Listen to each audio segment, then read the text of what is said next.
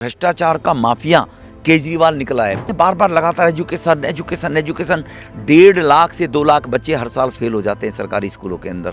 कांग्रेस की आदत रही है अमित शाह जी के बयान को पूरे को न दिखाकर। विधानसभा चुनाव के मद्देनजर वादे दावे आरोप प्रत्यारोप लगातार जारी है। इस बीच बीजेपी की तरफ से चार्जशीट पेश की गई है जिसमें सीधे तौर पर नाम दिया गया है 10 साल बेहाल दिल्ली। इस वक्त मेरे साथ मौजूद है बीजेपी के वरिष्ठ नेता और पूर्व सांसद रमेश बिधूड़ी। सर, बहुत स्वागत है आपका स्टेट में हिंदी पे। सबसे पहला सवाल तो यही है कि ये चार्जशीट आपकी तरफ से लॉन्च की गई है, घर घर तक पहुंचाने की पूरी तैयारी है। सबसे प्रमुख मुद्दे क्या कुछ रहेंगे इसमें? 10 साल दिल्ली बेहाल। किसी भी फील्ड में आप मुझसे बात पूछ लीजिए, हर जगह भ्रष्टाचार हुआ है और जो वायदे किए पूरे नहीं किए गए। केजरीवाल की जो नींव रखी गई थी, एक बहुत बड़ा ईमानदार आदमी, समाज सेवी के रूप में मैगेसे से पुरस्कृत उसको नवाजा गया था। फूड फाउंडेशन के माध्यम से अवैध जो धन इकट्ठा किया गया था, तो भ्रष्टाचार अन्ना हजारे जी को लेकर आई थी। गंदगी को निकालने के लिए पहले का राजनीति में नहीं आऊँगा, गंदगी को निकालने के लिए गंदगी में घुसना पड़ेगा, ये कहा। लोगों ने कहा बात तो ठीक कह रहे, गंदगी को निकालने के लिए गंदगी में घुसना पड़ेगा, राजनीति में आ गए। सबसे बड़े भ्रष्टाचार का माफिया केजरीवाल निकला है। पूरे देश में कहीं किसी राज्य में उसके 3-3 मंत्री जेल चले जाएं, सांसद जेल चला जाए, 10 विधायक जेल चले जाएं, सबके ऊपर भ्रष्टाचार के आरोप हैं। कहीं हवाला का आरोप है, कहीं शराब घोटाले का है। तो ये आरोपों के माध्यम से जेल में गए हैं, तो सबसे बड़ा आरोप भ्रष्टाचार का है।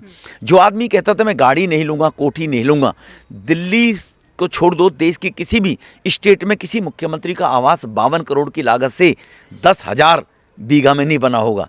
जो केजरीवाल ने बनाया वहाँ पर अपना जो शीश महल 52 करोड़ की लागत से बनाया है। कहा था मैं गाड़ी नहीं लूँगा, देश की सबसे बड़ी गाड़ी जो महंगी गाड़ी है उसमें 4-4 गाड़ी बदल दी 10 साल में केजरीवाल साहब ने। सिक्योरिटी नहीं लूँगा, 2-2 राज्य की सिक्योरिटी में चल रहे हैं। उसके बाद ये गा रहे हैं बार बार लगातार एजुकेशन एजुकेशन एजुकेशन 1.5 लाख से 2 लाख बच्चे हर साल फेल हो जाते हैं सरकारी स्कूलों के अंदर। 1.5 लाख से 2,000 बच्चे, और फिर उनको रीएडमिशन नहीं दिया जाता सरकारी स्कूलों के अंदर। उसके बाद ये हेल्थ की बात करते हैं। जब आयुष्मान भारत योजना लागू करने की केंद्र सरकार ने कहा कि मेरे पास हेल्थ इंफ्रास्ट्रक्चर बहुत बढ़िया है और मैं फ्री में सबको हेल्थ की फैसिलिटी दिल्ली में दे रहा हूँ, जो झूठ बोला सबसे बड़ा। अब ये कहता है मोहल्ला क्लिनिक मेरे बहुत बढ़िया है। मोहल्ला क्लिनिक में 60,000 टेस्ट बोगस पाए गए, जो पेशेंट कोई चेक कराने ही नहीं आया था और उनकी पेमेंट कर दी गई थी। मोहल्ला क्लिनिक में नकली दवाई मिली थी, जो नकली दवाई परोसी जा रही थी माफियाओं के माध्यम से पैसे कमाने के लिए।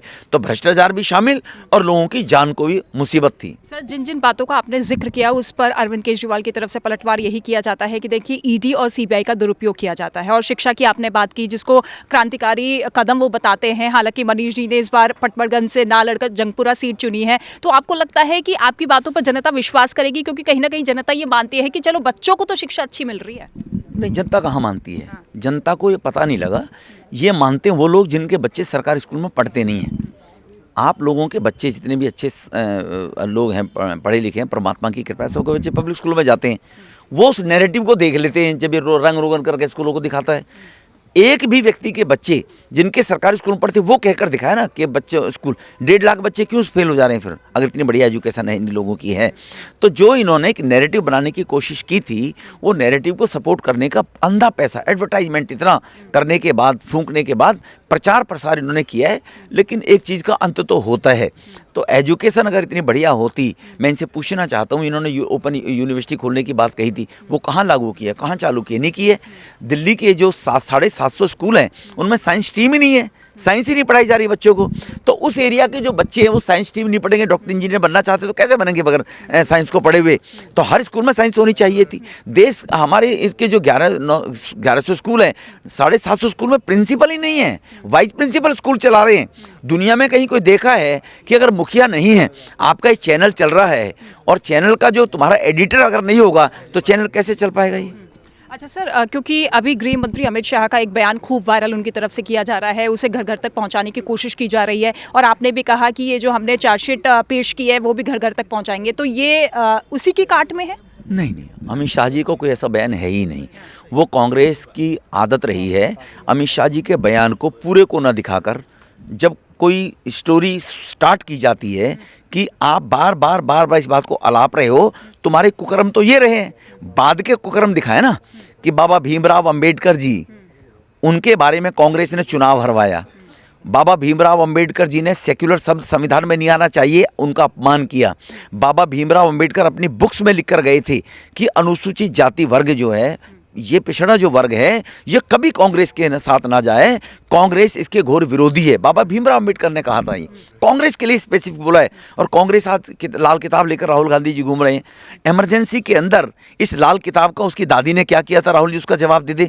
तो जो अमित शाह जी जिस विषय में जो तुम बार बार अम्बेडकर अम्बेडकर अम्बेडकर चिल्लाते हो, यहाँ करके उसको छोड़ दिया है, वो दिखाते हैं ना कि अम्बेडकर जी की इन सब बातों का अगर पालन करते तो तुम्हें बार बार अम्बेडकर जी को पहले अगर चिल्लाते इसी प्रकार से तो देश विश्वगुरु पहले बन लेकिन गया सर अम्बेडकर के नाम पर स्कॉलरशिप का ऐलान कर दिया गया है कि देखिए कोई भी बच्चा जो है बिना पैसों के या पैसों की कमी है तो वो शिक्षा नहीं छोड़ेगा। थैंकफुल टू यू, बहुत बहुत धन्यवाद, आपने मुझे याद दिला दिया।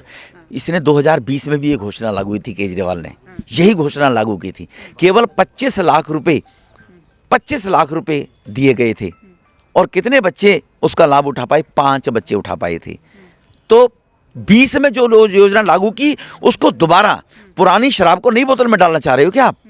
तो वो तब ये योजना जो अम्बेडकर जी की आपने 20 में सेम पैटर्न पे यही शब्द है, यही वर्ड है, 20 का इसका वो निकाल के देख लेना जो इसका 31 साल का वनवास खत्म हो रहा है इस बार। 100%। चलिए बहुत बहुत शुक्रिया सर हमसे बातचीत करने के लिए। तो पूर्व बीजेपी सांसद को आप सुन रहे थे जो कि कह रहे थे देखिए अब ये पूरा का पूरा जो चार्जशीट मैनिफेस्टो हमारी तरफ से जारी किया गया है वो घर घर तक पहुंचाने की कोशिश की जाएगी और इसी के जरिए मौजूदा सरकार को घेरने की पूरी कोशिश।